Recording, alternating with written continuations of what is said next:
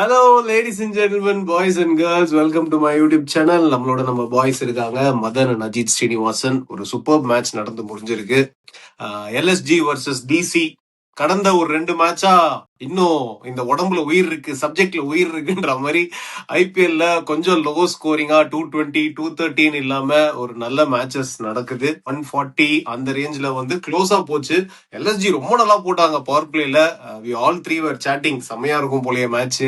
LSG ஒருவேளை ஜெயிச்சிருவாங்களோ, ஒரு லோ ஸ்கோரிங் த்ரில்லர் புல் பண்ணிடுவாங்களோன்னு மாதிரி இருந்தது. But DC eventually pulled it off thanks to a wonderful knock by Samir Rizvi. 47 balls 70 runs அன்பீட்டனா இருந்திருக்காரு. எனிவே இந்த மேட்ச் பத்தி பேசுறதுக்கு முன்னாடி ஒரு சின்ன update for CSK fans. Dewald Brevis has started, he has resumed practicing. நெட்ஸ்ல அவர் ஸ்டார்ட் பண்ணிருக்காரு. ஆல்சோ எம்எஸ் தோனி தலைவன் ஆல்சோ நெட்ஸுக்கு வந்திருக்காரு, started practicing. So good signs for CSK. அடுத்த மேட்ச் இமீடியட்டா டிவால் ப்ரூவிஸ் அவைலபிளா இருப்பாரா அப்படின்றது நாளைக்கு பிரஸ் கான்ஃபரன்ஸ்ல தெரிய வரும். தலைவன் தோனி கண்டிப்பா 2 weeks சொல்லியிருக்காங்க. ஸோ எனக்கு தெரிஞ்சு அடுத்த 2 மேட்சுக்கு டெஃபினட்டா தலை ஆட மாட்டாரு. பட் குட் சைன்ஸ் என்னன்னா he has started practicing. So yeah, moving on to this match. எனக்கு பர்சனலா எல்எஸ்ஜிக்கு என்ன ஒர்க் ஆகலன்னு நான் சொல்றேன். என்ன பொறுத்த வரைக்கும் அந்த ஓப்பனிங் காம்பினேஷனை ஏன் மாத்துனாங்கன்னு எனக்கு தெரியல. போன வருஷம் அவ்வளவு சக்சஸ்ஃபுல்லா இருந்த ஒரு ஓப்பனிங் காம்பினேஷன், மோர் தென் 500 runs டுகெதர் பார்ட்னர்ஷிப்பா அவங்க போட்டிருக்காங்க. அப்படி இருக்கும்போது ஏன் மாத்துனாங்க எனக்கு தெரியல. ஒரே ரீசன் என்னன்னா, Pant wants to come in the power play and play கொஞ்சம் பிளே த ஷார்ட்ஸ், கொஞ்சம் ஃபியர்லெஸ்ஸா ஆடலாம் அப்படின்ற மாதிரி அவர் யோசிச்சிருக்கலாம். பட் அதுவுமே அவர் பண்ண மாதிரி தெரியல. நிறைய டாட் பால்ஸ் ஆடினாரு, ரன் பால் மாதிரி தான் ஆடிட்டு இருந்தாரு. ஸோ அது ஒர்க் ஆகிற மாதிரி எனக்கு தெரியல.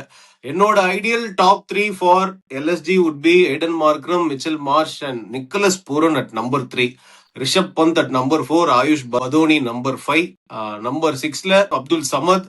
அதுக்கப்புறமா that guy Mukul Choudhary, he was also impressive. அவர் ரொம்ப ஹையா ரேட் பண்றாங்க ஒரு ஸ்ட்ரைக்கரா, ஒரு பினிஷரா. அவர் நம்பர் 7 வரலாம். ஐ டோன்ட் நோ, இன்னைக்கு வந்து they kept losing wickets at regular intervals. அதனால அவங்களுக்கு ஒரு மொமெண்டம் கிடைக்கவே இல்லை. Their innings never took off. ஆக்சுவலா போலிங்ல கூட what hurt them was they had to bring Shahbaz Ahmed as impact player. ஏன்னா அவங்களுக்கு பேட்டிங் வேணும் அப்படின்றதுனால அவர் உள்ள இறக்கிட்டாங்க. இல்லைன்னா திக்வேஷ் ராத்தி தான் வந்து போட்டிருப்பாரு. அந்த 4 ஓவர் தான் எஸ்பெஷலி அவங்களை ரொம்ப ஹர்ட் பண்ணிடுச்சு. ஏன்னா other bowlers were very good, ரொம்ப டைட்டா போட்டாங்க. I am a big fan of Mohsin Khan. இன்னைக்கும் எக்ஸ்ட்ராடனரியா பவர் பிளேல போட்டாரு. அவரோட 12வது பால்ல தான் ஃபர்ஸ்ட் ரன் பேட்ல பட்டு போச்சு. அது வரைக்கும் he was bowling dot balls, leg bye அது மாதிரி தான் போயிட்டு இருந்தது. முகமது ஷமி ரொம்ப நல்லா போட்டாரு. யோர் தாட்ஸ், யார் ஆரம்பிக்கிறீங்க ஃபர்ஸ்ட்?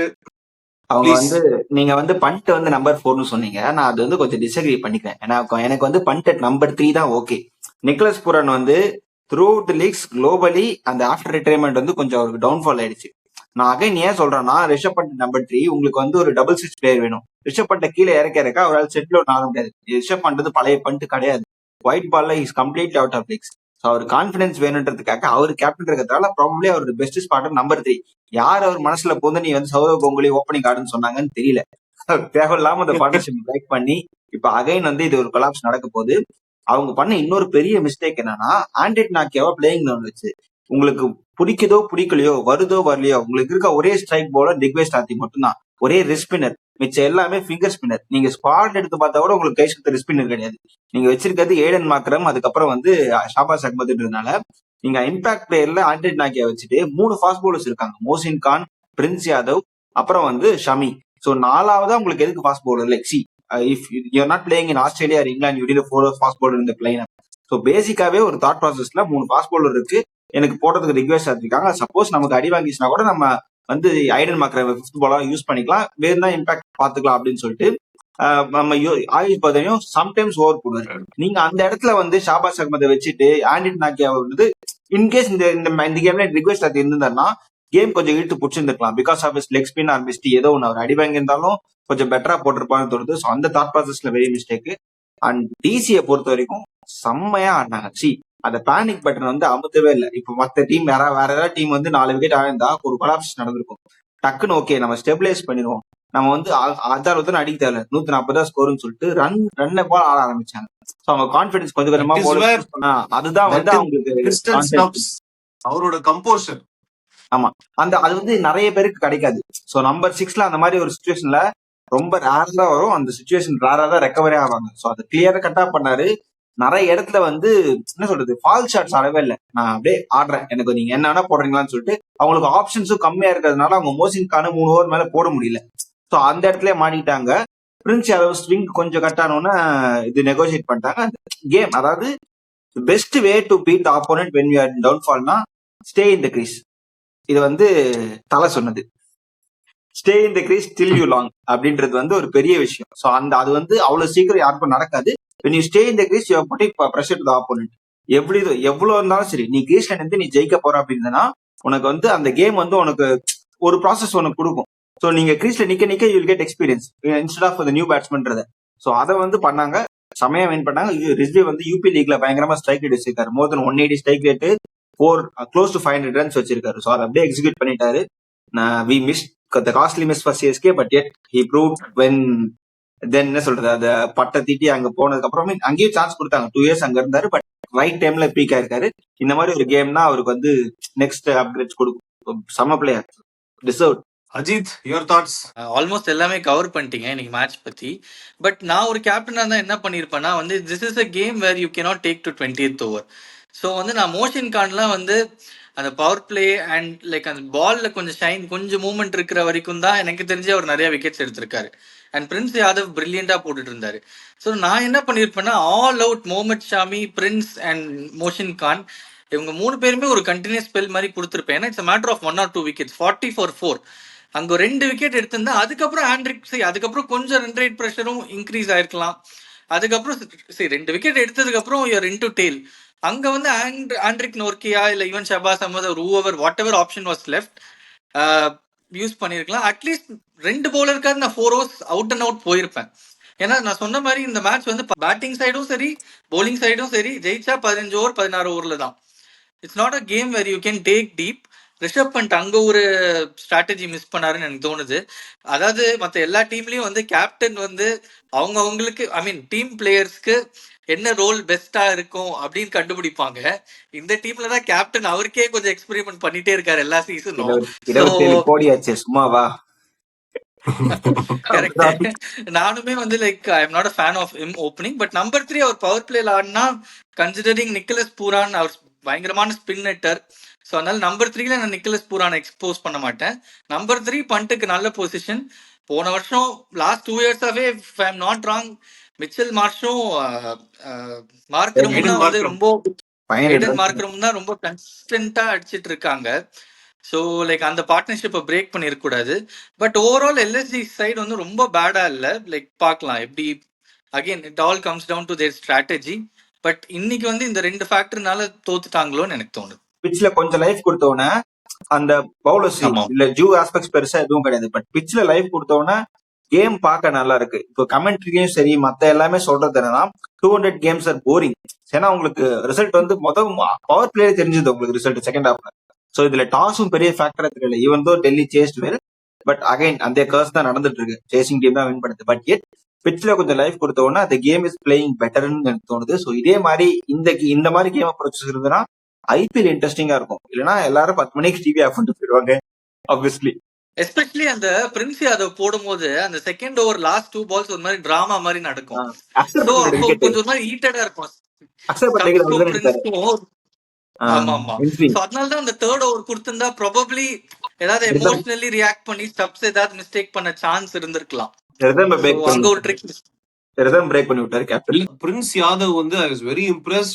13வது ஓவர் வந்து போட்டாரா. 13வது ஓவர்ல பால் மூவ் ஆகுது பிரின்ஸ் யாதவுக்கு. ஒரு T20ல 2 ஓவருக்கு அப்புறம் மூவ்மெண்ட்லாம் ஸ்டாப் ஆகிற ஒரு கேம்ல 13வது ஓவர் வந்து he was shaping the ball. Very impressed with Prince Yadav. ரொம்ப எனக்கு எல்எஸ்ஜியோட பவர் பிளே போலிங் ரொம்ப பிடிச்சிருந்தது. ஒரு பயங்கர இன்டென்ட், ஒரு அக்ரஷன் இருந்தது. ரிஷப் பந்தோட ஃபீல்ட் செட்டும் எனக்கு ரொம்ப பிடிச்சிருந்தது. ஒரு டெஸ்ட் மேட்ச் செட் மாதிரி 3 ஸ்லிப் எல்லாம் வச்சு போட்டாரு. பாதத்தையும் 2 ஸ்லிப் ஒரு கலின்னு நினைக்கிறேன். அந்த ஆஃப் சைடு அப்படியே ஃபுல்லா அந்த கார்டன் வந்து ஆஸ்திரேலியன் ஃபீல்ட் செட்டப் மாதிரி வச்சிருந்தாரு. ரொம்ப நல்லா இருந்தது. ரொம்ப நாளுக்கு அப்புறம் இப்படி ஐபிஎல் பாக்குற மாதிரி ஒரு ஃபீல் இருந்தது. அன்பார்ச்சுனேட் அவங்களுக்கு வந்து அந்த ஷாபாஸ் அஹமதோட மூவ் தான் வந்து அவங்களுக்கு வந்து ஹர்ட் பண்ணிடுச்சுன்னு நினைக்கிறேன். அந்த ஒரு ஓவர் அவர் கஷ்டப்பட்டு கூட அடிக்கல. சமீர் ரிஸ்வி 3 பேட் பால் போட்டாரு, 3ஐயும் அது யூஸ் பண்ணிட்டாரு. அந்த ஓவர்ல அப்படியே ப்ரெஷர் டோட்டலா ரிலீவ் ஆயிடுச்சு. அண்ட் அஜித் சொன்ன மாதிரி பிரின்ஸ் யாதவ் வந்து போட்டிருந்தாலும் I don't think Tristan Stubbs would have made any mistake டா. I rate him very highly. Composure level, அந்த ஃபைட்டர், அந்த competitor Tristan Stubbs I rate him very very highly. In fact I would love him to play at number 4. என்னை பொறுத்த வரைக்கும் நான் already சொல்லியிருக்கேன். இல்ல இல்ல, இந்த இந்த லைனப்க்கு ஓகே, நான் சொல்றேன். The more balls he faces it will be more அந்த கம்போஷர் நம்பர் 4 ஸ்பாட்டுக்கு பெர்ஃபெக்டா இருக்கும் நான் நினைக்கிறேன். பட் கரெக்ட், நவ் சமீர் ரிஸ்வியை பேக் பண்றாங்க. அவரை வந்து இன்ஃபேக்ட் அசுதோஷ் சர்மா உட்கார வச்சுட்டு சமீர் ரிஸ்வியை பேக் பண்றாங்கன்னா, அவர் வந்து நெட்ஸ்ல கூட நான் பார்த்தேன், வீடியோஸ் எல்லாம் பார்த்தேன், ஆகிப் நபி எல்லாம் போட்டு பொலன்னு பொழந்துட்டு இருந்தாரு. அதனாலதான் ஆகிப் நபி எடுக்கலன்னு நினைக்கிறேன். And credits to their bowling line up, the bowled சூப்பரா போட்டாங்க. நட்டி ரொம்ப நாளுக்கு அப்புறம் ரொம்ப நல்லா போட்டாரு. ஆமா, நடராஜன் சூப்பரா போட்டாரு. முகேஷ் குமார் நல்லா போட்டாரு. லுங்கி இங்கிடி நம்ம சொன்ன மாதிரி நான் சொன்னேன்ல, அவர் பழைய பன்னீர்செல்வம் கிடையாது, இப்ப பயங்கரமா இம்ப்ரூவ் ஆயிட்டாரு. கட்டர்ஸ் எல்லாம் சூப்பரா போடுறாரு. In fact he shared in between innings, he gave an interview, he said Dwayne Bravo has helped him a lot. அந்த ஸ்லோயர் கட்டர்ஸ்க்கு வந்து சொல்லி கொடுத்தாராம். அவர் சொல்லி கொடுத்தாரு, நான் ரெகுலரா பிராக்டிஸ் பண்ணிருக்கேன். It has made me improve my slower balls very much. இன்னும் கூட 100% வரல, பட் ஐம் ஆல்மோஸ்ட் தேர் அப்படின்னாரு. So bowling looks very nice. அந்த ஹைட்ல இருந்து உங்களுக்கு அந்த ஸ்லோயர் ரிலீஸ் போடுறப்போ பயங்கர லீதலா இருக்கும். ஸோ யூஸ்வலா ஒரு பழசா எப்படி போட்டுட்டு இருந்தாருன்னா, உங்களுக்கு லோ ஃபுல் டாஸ் வந்துடும், இல்லைன்னா உங்களுக்கு ரொம்ப வைட் தி லைன் போடுற மாதிரி வந்துடும், ஈஸியா அடிச்சிருவாங்க. பட் அவர் வந்து இப்ப இன்டு விக்கெட் போடுறாரு, அந்த ஆஃப் கட்டர் போடுறதும் ரொம்ப என்ன சொல்றது டிசப்டிவா இருக்கு. என்ன சொல்றது, இந்த T20 வேர்ல்ட் கப் கூட நான் ஒருவேளை பிச்சு ஃபேவரா இருக்கிறதுனால அது நல்லா வந்துருச்சு போல இருக்குன்னு நினைச்சேன். பட் நான் வந்து தப்பா கெஸ் பண்ணிட்டேன். செம்மையா போடுறாரு ஆக்சுவலா. I very impressed. என்னன்னா அவரோட ஆஃப் கட்டர் வந்து பால் டிப் ஆகுது, அது ஃபுல் டாஸ் மாதிரி இருக்கு, பட் ஆனா டிப் ஆயிடுது பால். அதுதான் நானுமே கவனிச்சேன். ஆக்சுவலா மதன் சொன்னதுல எனக்கு என்ன மாற்று கருத்துனா, இன்டு த விக்கெட் ஃபர்ஸ்ட் தான் போடுவாரு. ஃபர்ஸ்ட் அவரோட slower balls into the wicket இருக்கும் ஒரு மாதிரி லென்த்ல, அதை ஈஸியா பிக் பண்ணி அடிச்சிருவாங்க. What is doing is going fuller now. Ajith சொன்ன மாதிரி ஒரு ஃபுல் டாஸ், ஒரு ஓவர் பிச் பால் மாதிரி வருது. அதுக்கு போகும்போது பார்த்தா பால் வர மாட்டேங்குது. ஒரு மாதிரி லாஸ்ட் மினிட்ல டிப் ஆகி அந்த நிக்கலஸ் பூரான் அவுட் ஆனதெல்லாம் அப்படிதான் அவுட் ஆனாரு. ஸோ அந்த லென்த் வித் த டிப் இருக்கும்போது ரொம்ப லீத்தலா இருக்கு. பார்க்கலாம் போப்போ எப்படி போறாருன்னு. Overall very good match. Madan சொன்னது எனக்கு ஒரு ஃபன்னி நோட்ல, ஏன் ஆண்ட்ரிக் நார்க்கியா ஆடி இருக்க கூடாதுன்னு சொன்னது வந்து, எனக்கு தெரிஞ்ச அவங்க ஓனர் உள்ள பூந்திருப்பாரு, சஞ்சீவ் கோயங்கா. போன சீசன் எல்லாம் சொன்னாங்க ஃபாரின் ஃபாஸ்ட் பவுலர் இல்ல, அதான் உங்களுக்கு வந்து அடி வாங்குறீங்க அப்படின்ட்டு. இந்த வாட்டி அவர் சொல்லியிருப்பாரு, ஏய் எனக்கு 11 பேர் ஆடுறீங்களோ இல்லையோ, ஆண்ட்ரிக் நார்க்கியா ஆடி ஆகணும் அப்படின்னு சொன்னாலும் சொல்லியிருப்பாரு. ஏன்னா is that kind of owner. எனக்கு I really feel bad for Rishabh Pant. எனக்கு தெரிஞ்சு ரிஷப் பந்த் எப்படி யோசிப்பாருன்னா, டீம் ஜெயிக்குது ஜெயிக்கல, நான் போயிட்டு ஒரு 50 ரன் அடிச்சுடா, என்ன இந்த 27 கோடி வச்சு செய்யறானுங்க.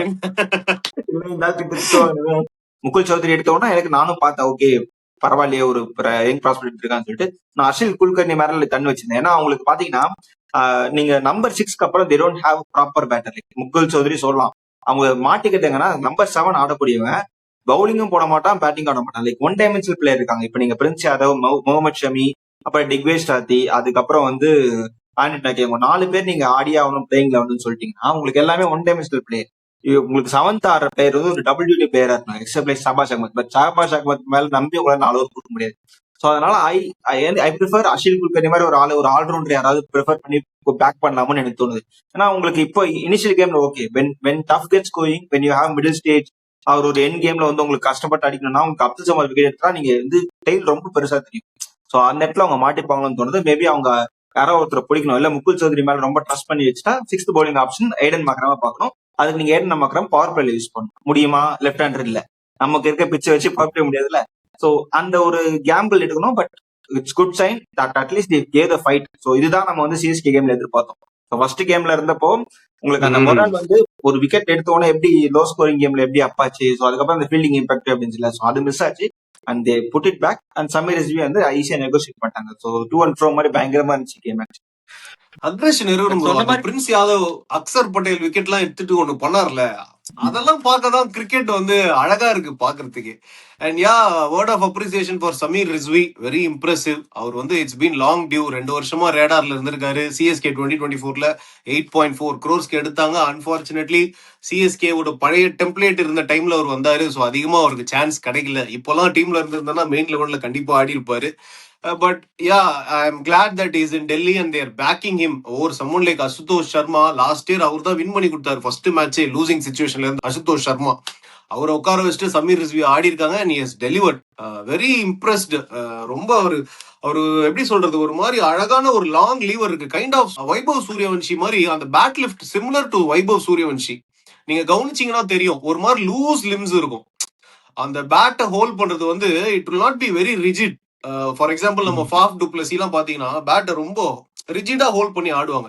இப்போ வைபவ் சூரியவன்ஷி, சமீர் ரிஸ்வி எல்லாம் பாத்தீங்கன்னா அந்த பேட் வந்து ஒரு மாதிரி குச்சி மாதிரி யூஸ் பண்றாங்க, அப்படியே சுழட்டுறாங்க கையிலேயே.